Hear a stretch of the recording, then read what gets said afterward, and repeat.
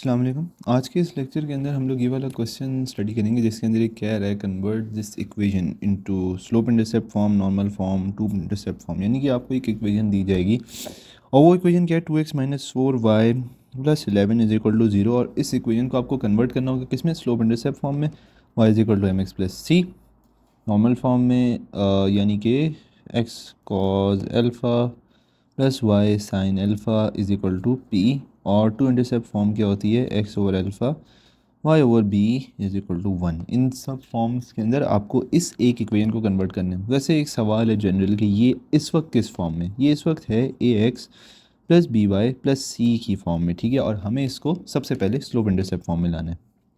तो हम इस किस्म के कुछ दो तीन क्वेश्चन सॉल्व करेंगे ताकि आपको इसकी ग्रिप हो जाए अच्छी सी। तो अब अगर हम यहाँ पर देखें, ये अगर हम इस स्लोप इंटरसेप्ट फॉर्म को एक लम्हे के लिए देखें तो आप अगर यहाँ पर गौर करो तो y जो है उसको अलग कर दिया गया, जबकि यहाँ पर y x और जो कांस्टेंट है उसके साथ पड़ा हुआ है, तो हमें y को अलग कर लेना चाहिए।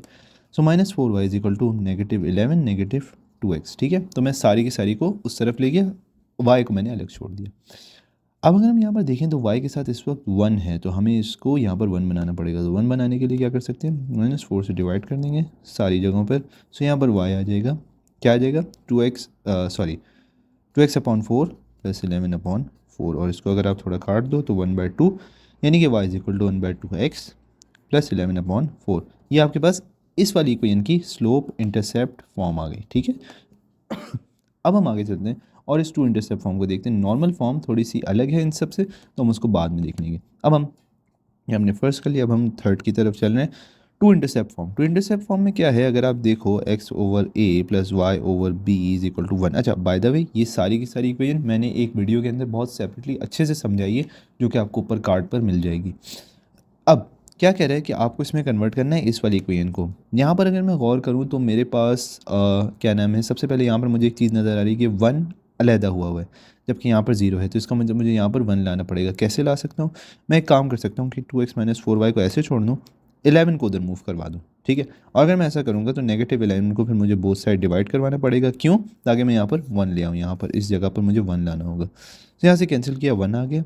अगर मैं यहाँ पर देखूँ तो ये पॉजिटिव हो जाएगा, 4y ओवर 11 पॉजिटिव के साथ आ जाएगा, और यहाँ पर -2 ओवर 11 x बन जाएगा। ओके, सो ये इस वाली इक्वेशन की क्या बन गई, टू इंटरसेप्ट फॉर्म।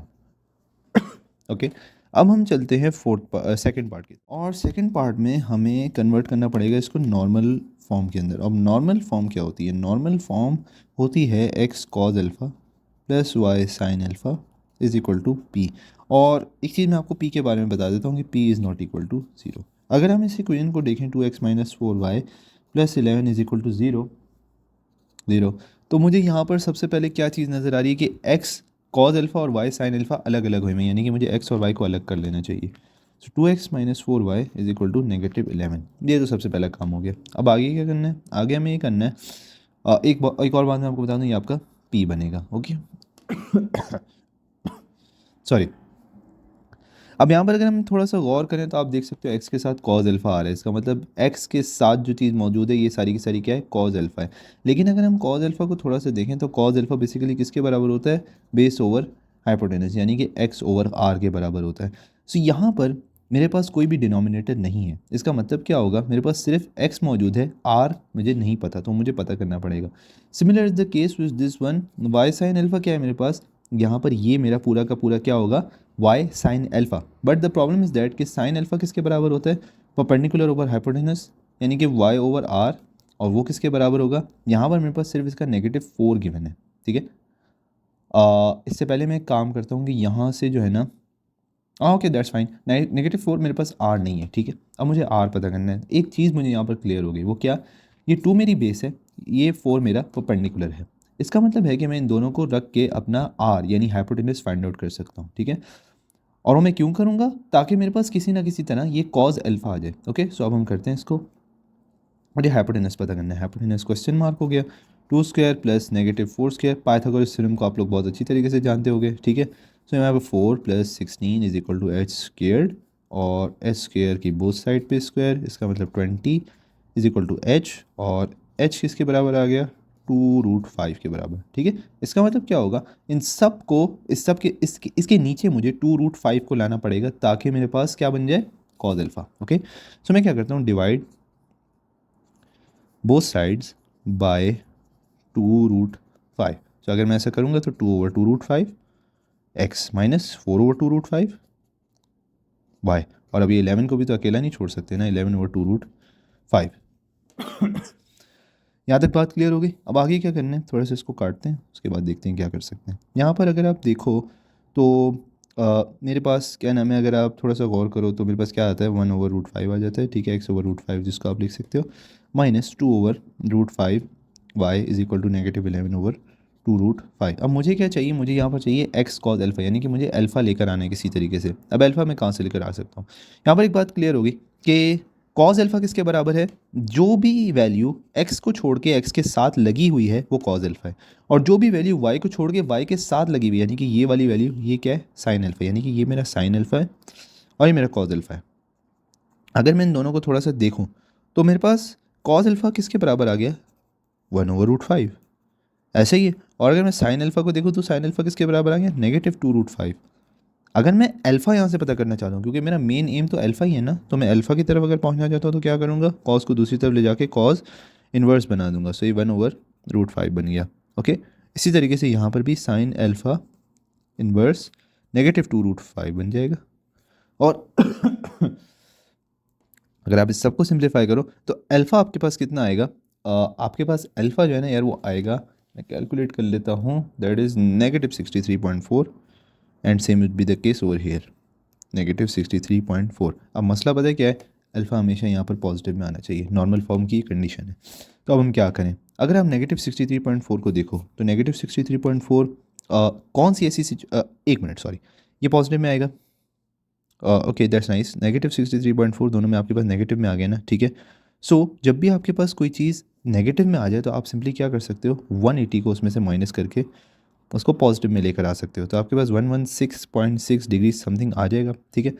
इसको अब आप यहाँ पर पुट कर सकते हो, ठीक है। सो मैं इसको यहाँ पर निकालता हूँ, आपको नज़र आएगा यहाँ पे, okay that's nice, x cos alpha कितना है 116.6 प्लस वाई साइन अल्फ़ा कितना है 116.6 इज इक्वल टू, ये वाली चीज़ यहाँ पर आएगी -11/2√5, ठीक है। सो ये आपके पास थी क्या नाम है, नॉर्मल फॉर्म।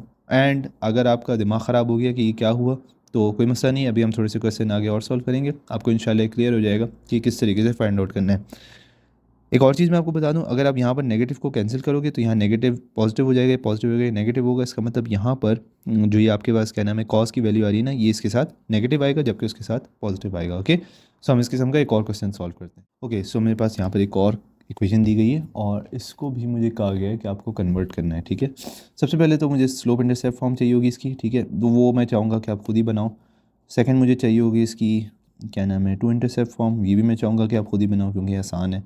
थर्ड पर हमें जो असल गेम है वो चाहिए होगा इसका। और अगर आपको पिछली वाली वीडियो में जो मैंने पिछली वाली जो अभी जो सेशन थोड़ा सा गुजरा है उसकी वाली बात आपको समझ में आई होगी, तो मैं चाहूँगा कि तीनों की तीनों इक्वेशन आप पहले खुद से बनाओ, फिर उसके बाद मेरे साथ सॉल्व करो। तो मैं यहाँ पर सबसे पहले थर्ड पार्ट को उठाऊँगा, यानी कि ये वाला। अब यहाँ पर मुझे क्या चाहिए, मुझे सबसे पहले तो एक्स और वाई को अलग करना होगा, सही है ना, बिल्कुल उसी स्टेप के ऊपर जिसके ऊपर हमने पहले किया था। यहाँ पर +2 आ गया, इसका मतलब क्या है कि ये जो x के साथ लगी हुई है क्या है, ये इसका है कॉज अल्फ़ा, लेकिन कॉज अल्फ़ा में बेस अपॉन हाइपोटेनस होता है, यहाँ पर मेरे पास हाइपोटेनस नहीं है।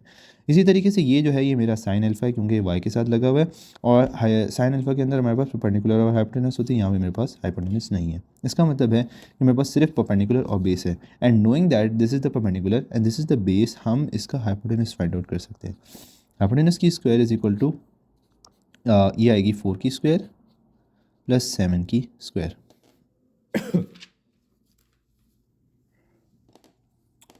अब अगर हम इसको देखें तो ये मेरे पास क्या बनता है 16 + 49, और यहाँ से अगर मैं इसको थोड़ा सा और आगे बढ़ाऊँ ना, ये 5 और यहाँ से 4 1 5 6 65 समथिंग ये आ रहा है यहाँ पर इसका क्या नाम है, हाइपोटेनस। ओके, सो ये मेरा हाइपोटेनस आ गया। इसका मतलब क्या है कि मुझे यहाँ पर किसी ना किसी तरह, अगर मुझे यहाँ अल्फ़ा पता करना है, क्योंकि मेन की पॉइंट हमारा इस क्वेश्चन के अंदर यही होता है कि हम अल्फ़ा को फाइंड आउट करें।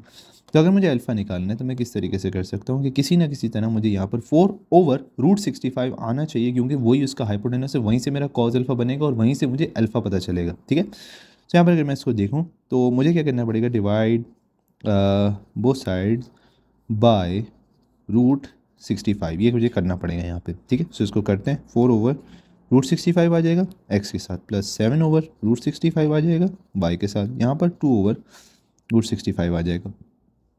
अब यहाँ पर क्या हो गया, ये मेरा क्या है, ये पूरा का पूरा मेरा कंप्लीट कॉज अल्फ़ा है, ये मेरा कंप्लीट साइन अल्फ़ा हो गया। ठीक है, अब मैं क्या कर सकता हूँ, यहाँ से अपना अल्फ़ा फाइंड आउट कर सकता हूँ। तो cos alpha is equal to 4/√65 और sine alpha is equal to 7/√65। और मुझे क्या चाहिए, अल्फ़ा, तो मैं यहाँ पर कॉज को दूसरी तरफ ले जाता हूँ, 4/√65 और अल्फ़ा यहाँ से भी sin/7/√65। ओके, सो यहाँ तक हमारी बात मुकम्मल हुई। अब अगर हम देखें तो अल्फ़ा जो सॉरी, दोनों केसेस में जो अल्फ़ा निकल कर आएगा ना, वो आखिर में क्या निकलेगा, क्योंकि यहाँ से अगर मैं इसका कंबाइंड रिजल्ट बनाऊँ तो मेरे पास बनता है 60.25 पॉजिटिव के साथ। And if I am wrong you can correct it yourself. ठीक है, आप मुझे कमेंट में ज़रूर बता देना कि अगर मैंने ये वैल्यू गलत निकाली है, आप इसको ज़रूर सॉल्व करना। ठीक है, अच्छा, अब हम क्या कर सकते हैं, यहाँ से मेरे पास अल्फ़ा आ गया और मैं सिंपली इसको इसके अंदर पुट करूँगा। सो मेरे पास एक्स आ गया,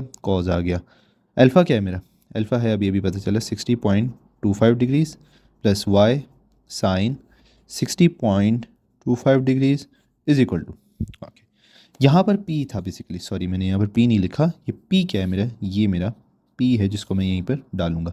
सो 2/√65 एंड दिस वाज डन। अब हम अपने बाकी दो पार्ट सॉल्व कर लेते हैं। तो फर्स्ट पार्ट के लिए हमें क्या चाहिए, वाई को अलग करना पड़ेगा, तो 7y इज इक्वल टू 2 प्लस -4x आ जाएगा।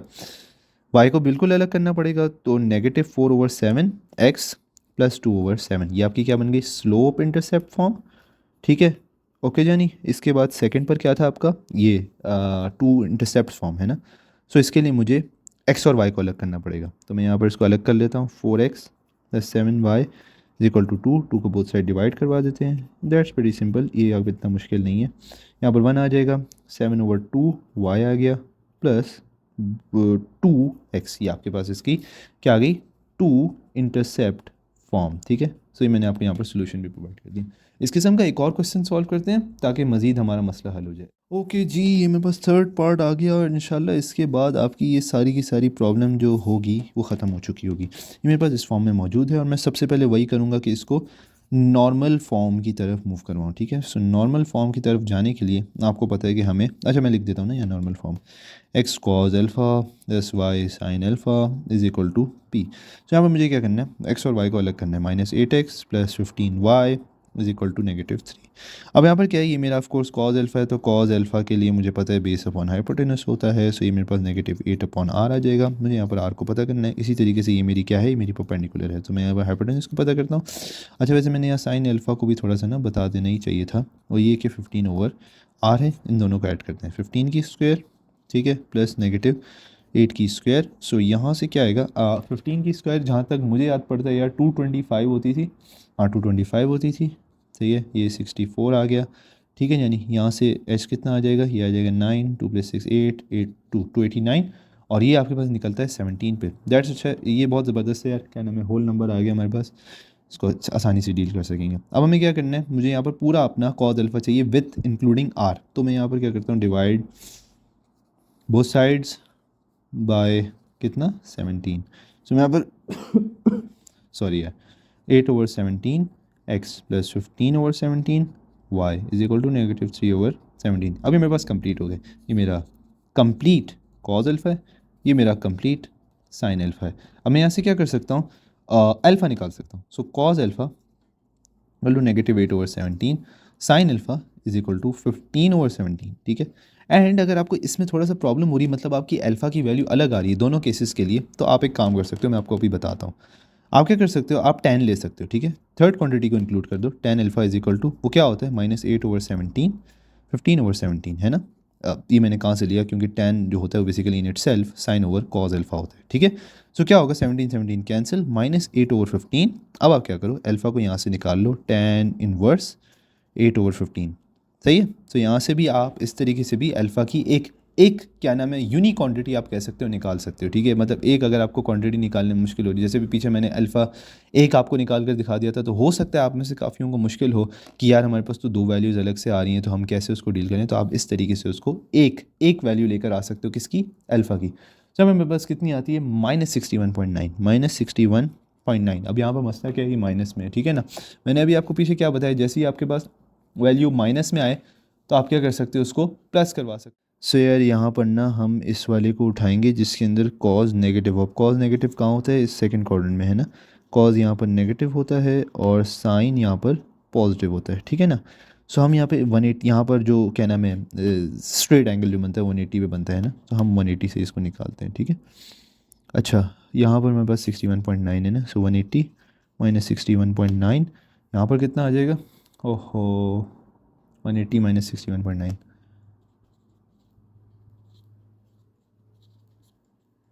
9 पे 1, ये 9, ये 8 पॉइंट, ये कितना हो गया 7, 7 पे 6 1 1 से मेरे पास 118.1 डिग्रीज आता है, ठीक है। और क्या नाम है, अगर आपको इसमें प्रॉब्लम मतलब अगर मैंने कुछ गलत किया तो आप उसको खुद से रेक्टिफाई कर सकते हो। सिर्फ मेरे पास अल्फ़ा आ गया। अब फाइनली मैं यहाँ पर इसको पुट करता हूँ, एक्स कॉस अल्फ़ा कितना होता है मेरा 118.1 degrees, plus y sine alpha कितना होता है 118.1 डिग्रीज, और पी कितना है, पी है ये रहा यार -3/17 सॉरी। एंड आई होप कि ये जो बाकी दोनों तरीके हैं कौन सा, एक तो था x/a + y/b = 1, इसको भी हम कर लेते हैं यहीं पे। x और y को अलग अलग करना होगा सबसे पहले, -8x + 15y = -3 को बोथ साइड डिवाइड करेंगे, ठीक है। -3 ये पॉजिटिव हो जाएगा, 8/3x -5y = 1। ये आपके पास क्या आ गई, ये आपके पास आ गई यानी टू इंटरसेप्ट फॉर्म। एंड वो वाली भी आप खुद से ट्राई करो, मैं यहाँ पर सॉल्व करता हूँ उसको, ठीक है। फर्स्ट पार्ट को भी यार मैं यहीं पे चारों के ना फड़का दूँ, ये देखो यहाँ पर क्या है, y = mx + c, इस फॉर्म में लेकर आना है ना मुझे, तो मैं y को अलग कर लेता हूँ, 15y = 8x -3, 15 को अलग करेंगे तो 8/15, x माइनस ये आ जाएगा 1/5, ओके। सो ये मेरे पास क्या आ गई, मेरे पास आ गई slope intercept form. And I hope कि आपको लेक्चर समझ में आया होगा। Bye bye.